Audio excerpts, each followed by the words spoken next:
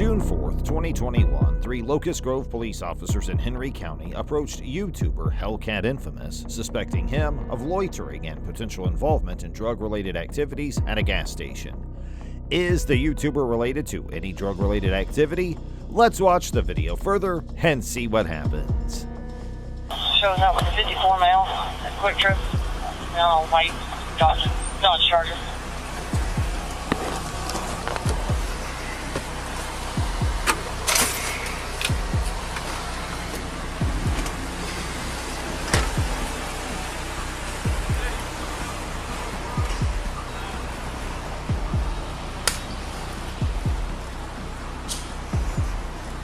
Deputy Nicole Colleen Pitts led her colleagues to approach and interrogate the YouTuber about his activities. The other 2 officials made their way to the spot after being called there by the lady officer. Are you hanging out? Are you meeting somebody? Are you waiting on somebody? Are you lost? I live out here. So, the reason I'm asking, we've been here how long? Probably 20 minutes? 30 minutes. 30 minutes? Yeah, hadn't got any gas. You hadn't gone in and got any food. You parked at a gas pump, and I know the tank's not on the side, it's on the other side, right? No, I'll never take this stuff away. So what are you doing? The second officer entered the frame and asked the YouTuber whether he was hanging out with friends or doing something else. Subtly inquiring as to why he was there, the man responded that he resides there in response to the question, where the officer stated that they had a good reason to suspect criminal activity in the area due to its long-standing history of such activity. I'm just chilling. I don't want to go home. I can't sit in the parking lot. Because I live out here. Where you live? You have some ID? Let me see your ID. Or is it in the car? It's on me, but what's the problem? Acting all confused, the cop asked the guy again, what exactly is he doing at the gas station? Clueless Hellcat asked whether he's doing something wrong while staying up there, as he was just chilling and grabbing something to eat, which is not wrong. You can make it super difficult, but you do No, I'm just wondering why y'all... I've literally been on the phone just talking. I know. Go ahead and get your ID. The YouTuber's identification was requested by the police, and the man complains and asked why she is doing so. The officer then advised the young man not to make matters any more difficult than they already were for themselves.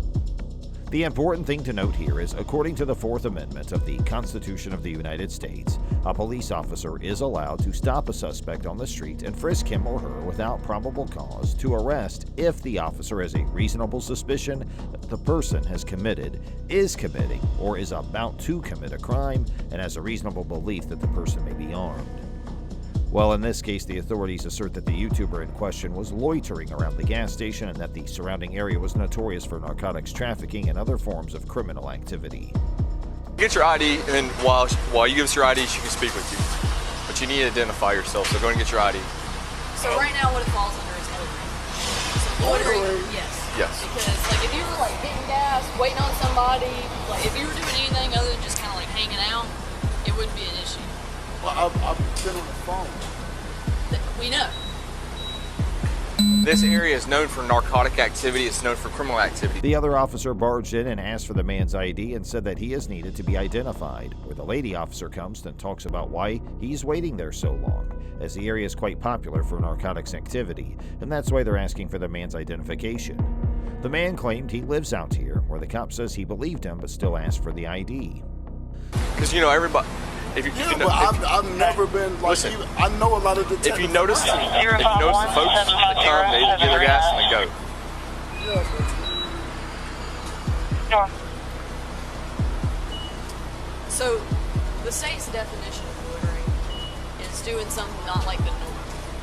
Hanging out at the gas pump, not like the norm. The man gave his ID card for identification. After verifying the YouTuber's ID and discovering no prior criminal records, the officers continued their questioning before ultimately departing without filing any charges. This sequence of events raises questions about the legitimacy of their initial suspicion and the necessity of their prolonged interrogation. The absence of criminal records suggests a lack of reasonable grounds for their continued investigation. That would add to it, but you didn't, so it makes it look a lot better. You get what I'm saying? Well, I literally come here all the time. I live here. That's what I'm trying to tell you. Yeah, that's fine, but That's you can't fine. just if you're not doing any business, if you're not getting gas, you're not But I going was to get actually food. finna go in there. I just had a phone conversation. Well, that's cool, but now that we've had this communication, it's what they call dispelling the alarm. Now that we're able to figure out, okay, this guy doesn't have any issues or anything like that. Now, the lady cop is trying to make the man understand that she came to question due to suspicion, but the man didn't run away after seeing the cop, and that's a green flag that he didn't do anything, to which the man got furious and asked, why would he even run when he's done nothing wrong? To which she replied that it looked better. She was trying to explain why she came in the first place, but her explanation was kind of dumb and baseless. Where the other cop comes in and tried to save the conversation but failed miserably, as the YouTuber claims that he lives nearby and there's nothing wrong with calling on a gas station and talking for a half hour.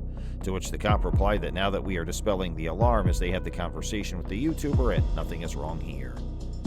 It could be by our merry way. But we never met you a day in our life. I've never met you. I've never gotten She's out never with met you. He's never met you. So we're just doing our jobs, what we're getting paid to do. Go ahead. Now the start first be valid 2301. The cops have stated they're merely performing the duties for which they are paid, and the lady cop was talking on her walkie-talkie. You got to, and then head on home, all right? Yeah, but Second like, that's thing, kind of you're crazy.